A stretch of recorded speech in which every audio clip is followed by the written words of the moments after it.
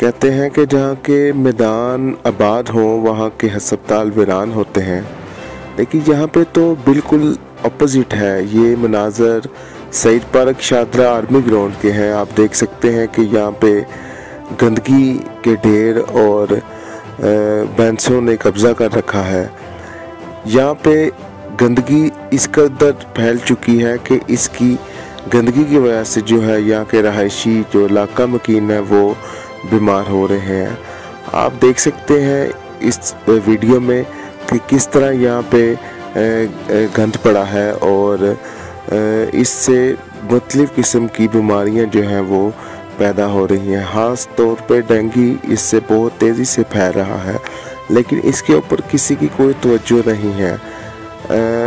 अगर इस ग्राउंड को किसी पार्क की शक्ल में बना दिया जाए तो ये बहुत ही अच्छा होगा इलाका के लिए, क्योंकि इस इलाके में वॉक करने के लिए या खेलने के लिए कोई ग्राउंड मैसर नहीं है।